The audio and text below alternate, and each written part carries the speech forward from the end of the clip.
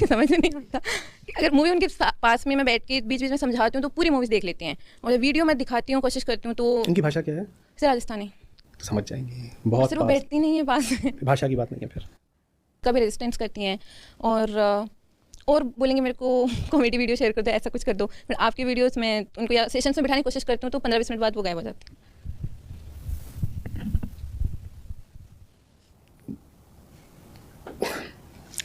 वक्त आना होगा तो आएगा, जिसमें इसके आगे कुछ नहीं कर सकते। मेरे अपने ही घर में लोग हैं जो नहीं सुनते, तो मैं क्या बोलूँगा। बट आई फील वो किचन में पूरे टाइम ऑक्यूपाइड रहती हैं और I too feel that, but what to do. तो इसी दर्द के साथ जीना पड़ता है, कुछ कर नहीं सकते। बोलता रहा हूँ मेरे यहाँ भी, जब मैं वहाँ नहीं सफल हुआ, मैं आपको कैसे कोई श्योर शॉर्ट तरीका बता दूँ। एक तरीके से वो एक जो लगातार दर्द बना रहता है ना, इस बात का कांस्टेंट रिमाइंडर रहता है वो, कि काम अभी कितना ज़्यादा बाकी है।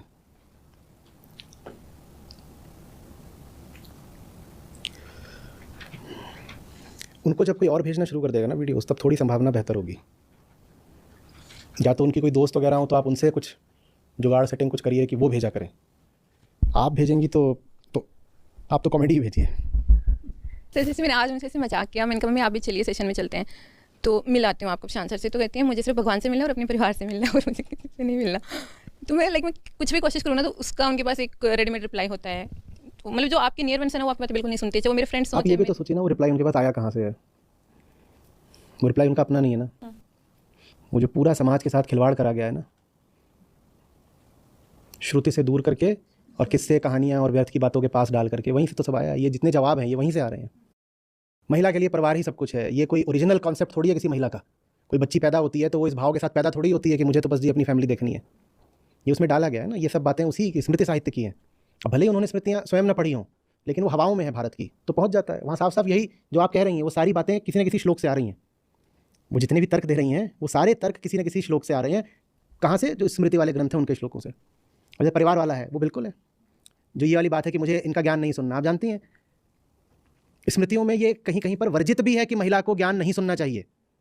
तो वो वही बात तो बोल रही हैं आपकी माता जी। वहाँ कहती हैं कि महिला अगर जा करके किसी से गुरु से ज्ञान सुनती है तो महिला भी नरक में जाएगी और गुरु तो 5 बार नरक में जाएगा। अब बताइए कैसे आएंगी मुझे सुनने?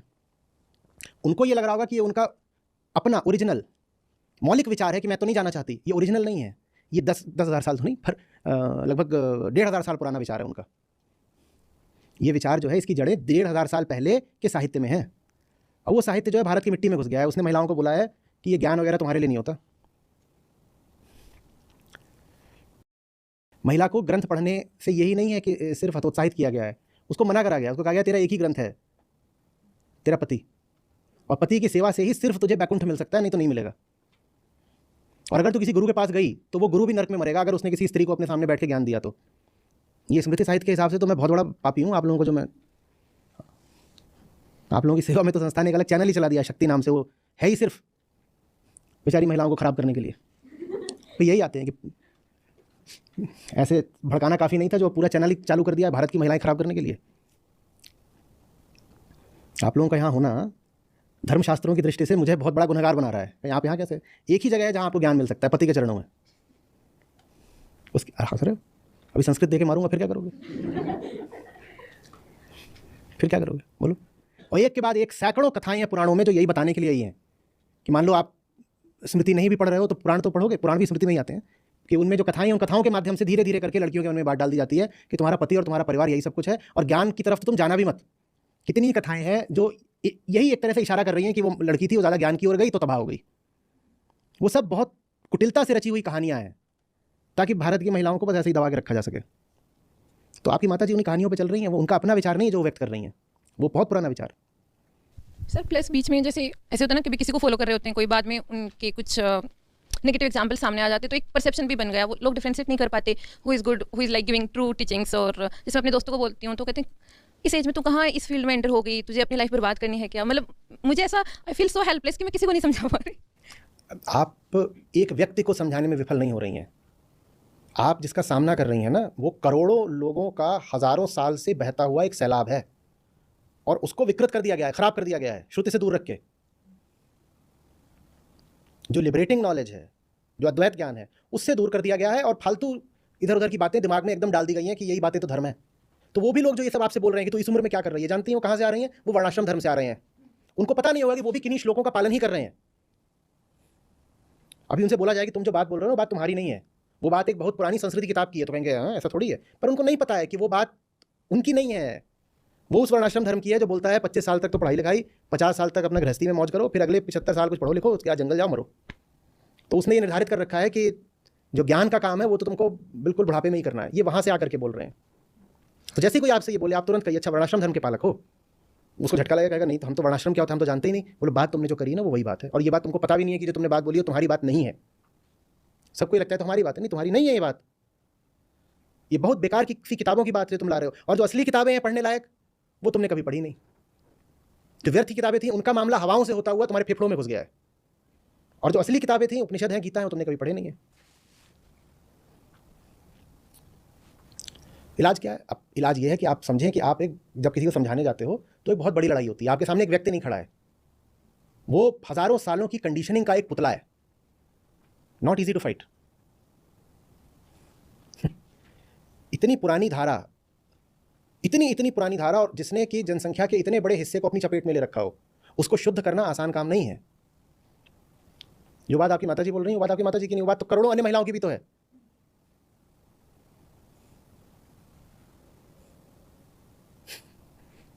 उनको सिखा दिया गया है कि ज्ञान से दूर रहना है।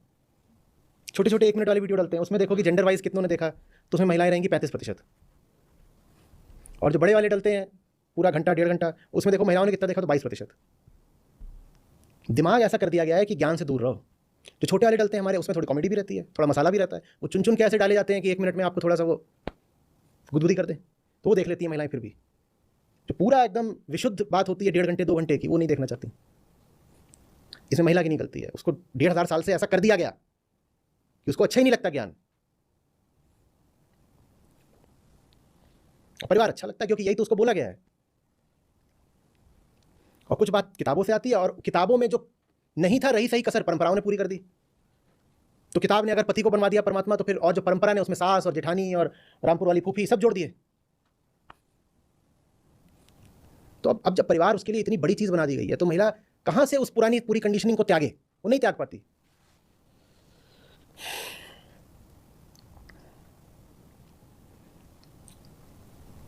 महिला, विशेषकर भारतीय महिला, बहुत कमजोर कर दी गई है, बहुत बहुत ज्यादा।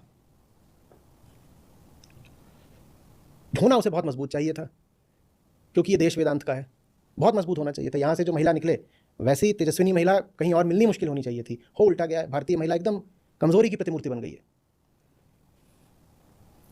और वो अपनी कमजोरी को खुद ही बचाए बचाए रहती है। आप चाहो उसकी मदद करो, उसकी कमजोरी हटाओ तो वो क्रोधित हो जाती है।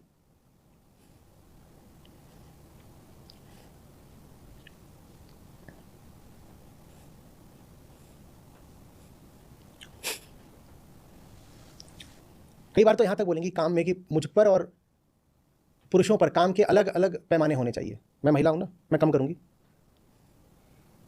मैं महिला हूँ। ये बात भी क्या है, आपकी अपनी नहीं है, ये बात भी आपके दिमाग में डाल दी गई है। कोई बोझा उठाने का काम तो है नहीं कि आप कम करोगे। जो काम है वो तो बौद्धिक है, वो आप कम क्यों करोगे? पर ये बात डाल दी गई है कि मेरा जो कार्यक्षेत्र है वो तो रसोई है, तो ये जो बाहर का काम है ये तो मुझे कम ही करना है ना। तो फिर बाकी कुछ भी करते रहे, मैं तो कुछ कम करूँगी। क्यों भाई? बाकी 35 करें, मैं 25 करूँगी। क्यों? मैं तो स्त्री हूँ ना, मैं कम करती हूँ। क्यों देवी जी?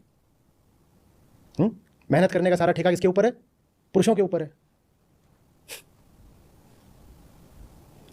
ये क्या कर लिया? अगर मेहनत का ठेका आपने उनके ऊपर डाल दिया तो फिर मालकियत का ठेका भी आपने उन्हीं को दे दिया। जो मेहनत करेगा वही मालिक रहेगा। अगर मेहनत पुरुष ने करनी है तो फिर मालिक भी वही बन के बैठेगा। फिर शिकायत मत करना।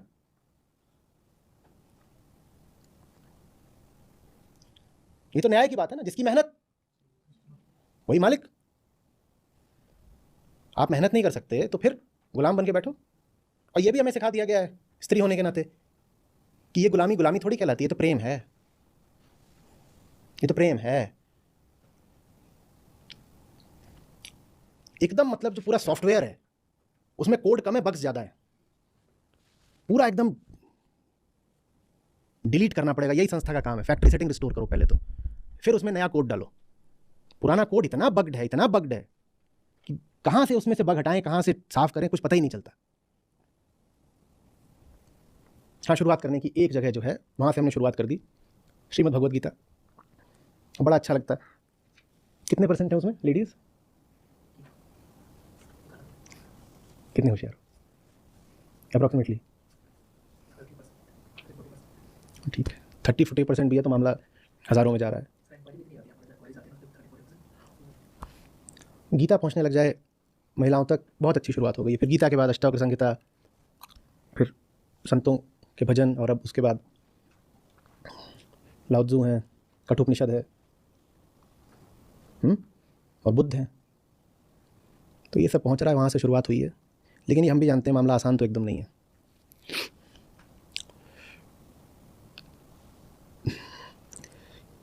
किसी का हार्डवेयर ख़राब हो उसको ठीक करना फिर भी थोड़ा कठिन है, पर किसी का सॉफ्टवेयर ख़राब हो वो ठीक करना बड़ी मेहनत का काम होता है।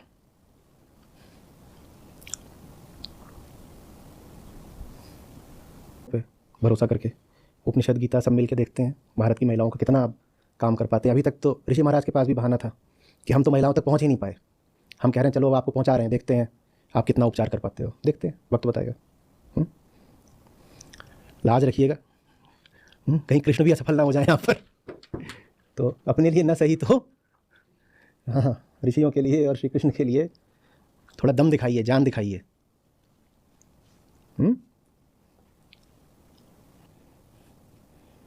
बहुत सारी चीज़ें जिनको हम बोलते हैं evils, current evils of the society, वो करंट है नहीं, they are carry overs from the past. बस हमें पता नहीं, तो हमें लगता है कि पास्ट की बात थोड़ी है, ये तो मेरी आज की अपनी बात है, तुम्हारी अपनी बात नहीं है। जो तुम सोच रहे हो वो एक 1200 साल पुरानी सोच है और फलानी किताब में लिखी हुई है। तुमने वो किताब पढ़ी नहीं है, लेकिन वो जो सोच है वो हवाओं में तैरती तैरती तुम तक आ गई है, माहौल में थी वो सोच, तो तुमने वो सोच एब्जॉर्ब कर ली है। वो 1200 साल पुरानी एक सोच है जिस सोच का आज कोई महत्व नहीं है। तुम उस सोच पर चल रहे हो, कहते अपने आप को मॉडर्न हो, और चल रहे हो 1200 साल पुरानी सोच पर। अब अगर तुम्हें पुरानी ही चीज पर चलना है तो पुरानी उन चीजों पर जाओ ना जिनका आज भी मूल्य है, जो सचमुच सनातन है। कठोपनिषद पूछ दें तो तुमको पता नहीं, हाँ पुराना तुम कोई स्मृति उठा के किसी चीज को उठा के तुम उसका पालन कर रहे हो, तो उससे थोड़ी होगा।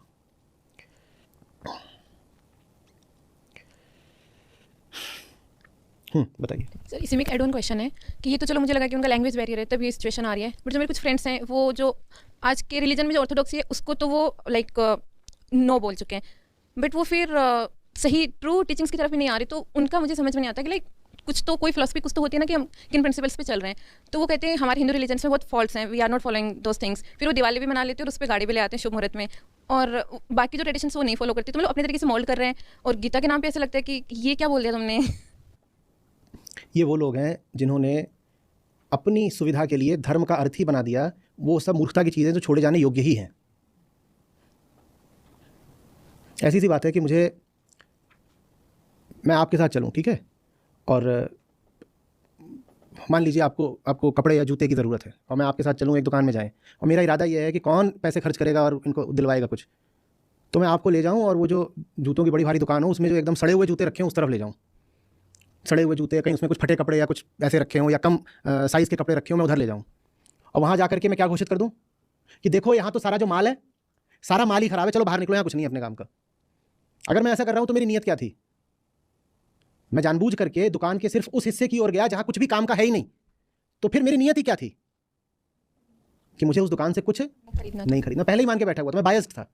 ये वो लोग हैं जो धर्म को ठुकराना चाहते हैं, तो धर्म के सिर्फ उन हिस्सों को देखते हैं जो एकदम सड़े गले हैं, और उन सड़े गले हिस्सों को उदाहरण बनाकर, उन सड़े गले हिस्सों को तर्क और आधार बनाकर ये साबित कर देते हैं, घोषित कर देते हैं कि पूरा धर्म ही बेकार है, तो हमें धर्म से क्या लेना देना। ये दो तरह के लोग हैं जो बहुत खतरनाक है। एक वो जो धर्म के सड़े हुए हिस्से को ही आराम से खा रहे हैं, पचा रहे हैं, मौज कर रहे हैं।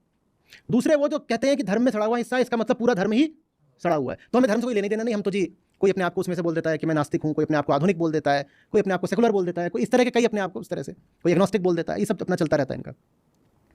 भाई तुम इंसान हो, और इंसान धर्म के बिना नहीं जी सकता। और तुमने धर्म का अगर सड़ा हुआ ही स्वरूप देखा है तो इसमें तुम्हारी गलती है ना। धर्म का जो असली रूप है वो भी तो उपलब्ध है, वो तुमने क्यों नहीं खोजा? तुम कहो धर्म का मतलब सुपरस्टिशन, तो इसका मतलब तुम्हारे धर्म का मतलब सुपरस्टिशन है। जो असली धर्म है वो भी तो उपलब्ध है, उसकी ओर क्यों नहीं जा रहे? तुमको धर्म का मतलब है ऑर्थोडॉक्सी, तो भाई ऑर्थोडॉक्सी को त्यागो, धर्म को क्यों त्याग रहे हो? धर्म के बिना तो इंसान जानवर है। तो दोनों तरह के लोग खतरनाक हैं। धर्म का पूरा ठेका किन्होंने ले लिया है? जिन्हें सिर्फ धर्म की सड़ी हुई चीज़ आगे बढ़ानी है। तो धर्म का मतलब ही बन गया है जादू टोना, अंधविश्वास, फूहड़ बातें, बिल्कुल फूहड़ बातें, जिनको सुन के आदमी उल्टी कर दे, ऐसी बातें। धर्म का ये मतलब बन गया है। और इस बात का फायदा उठा के बहुत लोग कहते हैं देखो धर्म तो ये होता है ना, तो हमें नहीं चाहिए धर्म। अब इस पूरी चीज़ में बेचारे उपनिषद क्या करें, ऋषि क्या करें, वेदांत क्या करें, दर्शन क्या करें, वो कह रहे हैं, और हम, उनको कोई पूछने वाला नहीं है, उनको कोई पूछने वाला नहीं है। ये होता है ना जब आप एक ऊंचे क्षेत्र में गंदगी ला देते हो, उस गंदगी का फायदा उठा करके लोग उस पूरे ऊंचे क्षेत्र से ही हट जाते हैं। उनको बहाना मिल गया, कहते हैं यहाँ तो गंदगी बहुत है, मैं हट रहा हूं। कुछ भी गंदा किया जाना बर्दाश्त हो सकता है, धर्म को गंदा जिन्होंने किया ऐसे लोगों की कोई माफी नहीं होनी चाहिए। और अतीत में तो धर्म गंदा किया ही गया था, आज धर्म और ज्यादा गंदा किया जा रहा है। ये लोग सबसे बड़े गुनहगार हैं। और कोई भी किसी भी क्षेत्र में गुनाह कर रहा हो उसको तो आप क्षमा कर दें, लेकिन जो लोग धर्म को गंदा कर रहे हैं इनको नहीं क्षमा करा जाना चाहिए। ये आदमी की सबसे ऊंची चीज को सबसे गंदी चीज बना रहे हैं।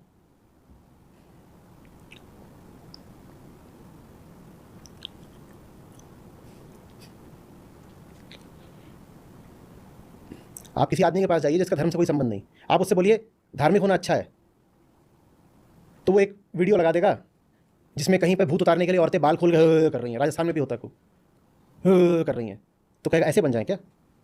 बस हो गया, खत्म, बहस ही खत्म।